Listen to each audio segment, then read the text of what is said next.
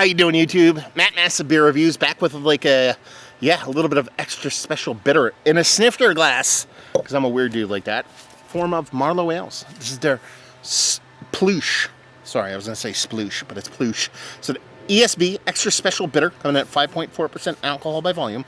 They say Ploosh is an ESB brewed in balance with English malts, hops, and yeast.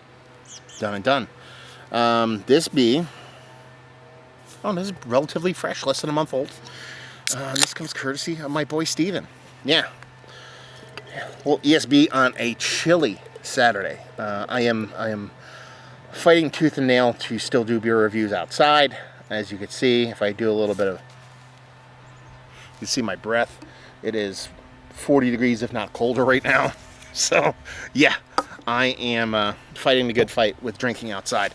Anyway, what does that look like? That looks like an American barley wine. That's what that looks like. I mean, this has got like dew to water, rich haze to it, pinky finger, infinitely tight, compact bubble head. I mean, sure, I've seen ESBs get close to this, but this looks more like barley wine or Belgian double than it does an ESB. A very, very pretty beer. I love the way that head kind of comes off with that just off white South of khaki color with this creaminess, super tight, compact bubbles, but it also has that little bit of cool lacing already around the edges. Man, look at that thing. That's dew to water brown right there. Yeah, let's see if we can get a nose in this sucker. Okay. There's a really, really fun, super tea-like tannic hop to this. Like, I'm talking like wet red rose, you know what I mean? Orange pico, black tea mixture, wet, hot tea bag kind of tannicness to it. I grew up drinking tea. My mother was off the boat from Scotland. She was never an American citizen. She was a tea person. I was a tea junkie. And that's what this smells like. This smells like a classic English style kind of tea to it. But there's a nice, soft, slightly bittering, but also cool semi-caramel roasted malt to this too. It just smells really robust for an ESB. Yeah, the way that kind of slightly caramel, a little bit of bittering, nutty kind of roasted malt kind of comes off in combination of that super tannic, super wet tea bags level kind of tannic tea-like bittering on this. It is probably the most ESB beer that I've smelled in quite some time in a world of ESB beers not existing. Because a lot of ESBs that I have nowadays tend to shy away from that kind of super tannic bittering. That's what I'm kind of used to with ESB, so it's nice to kind of get that in here. I'm really pumped to try this beer. We're going to dive in. Cheers. Ooh, one that's cold. And it's cold outside. I can't wait for this to warm up. I think it's going to be a much better beer when this beer kind of elevates slightly in temperature. That's my fault. It's not that cold. This beer has got to be right around like 48, 50 degrees. I probably would want this closer to 55. I wonder if they call a temp on this. Drink this beer above 50, below 60, above 50. I'm telling you right now.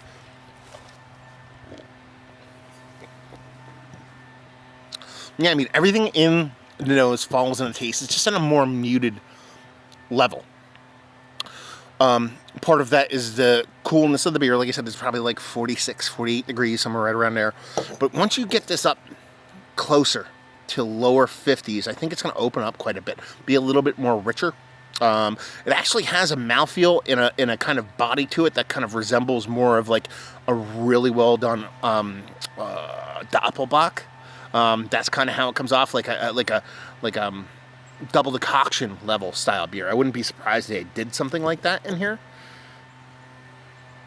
Trying to warm it up a little bit.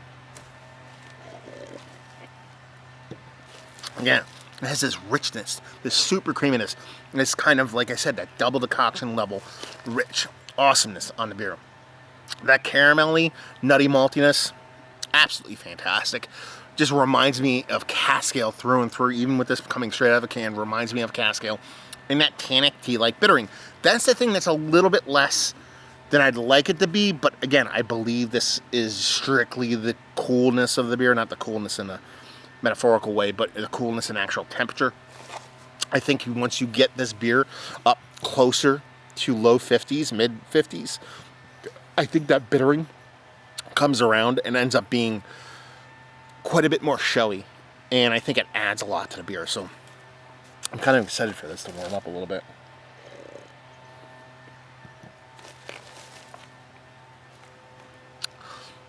That's cask ale ESB in its finest form. I mean, listen, if you watch my reviews, I haven't done a ton of Marlowe beers, but I'm a really big fan of what they do. I think their beers are exactly what I usually like to drink, even when they go into the hazy kind of realm. And this is the kind of beer I want. This is fall beer for me. I'm sitting outside, it's 40 degrees, and I'm doing a beer review outside. This is kind of what I want to drink. And it just nails it. Nails it to a T, and is just epically fantastic. Showing those kind of tannic, tea-like. Like I said, Red Rose. Red Rose is my tea, man. If you don't know what Red Rose is, better recognize it is the best ghetto tea out there. And yeah, it has that kind of old school tannic tea-like thing. A really nice, soft, nutty caramel, kind of maltiness, this epic creaminess that reminds me of cask ale. Fantastic beer. Is this one of the better ESBs I've had as of late?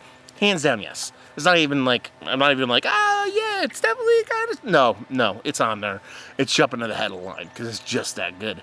Bag availability, I'm hoping and praying with every ounce of my being that this beer is sub 14 bucks a 4-pack.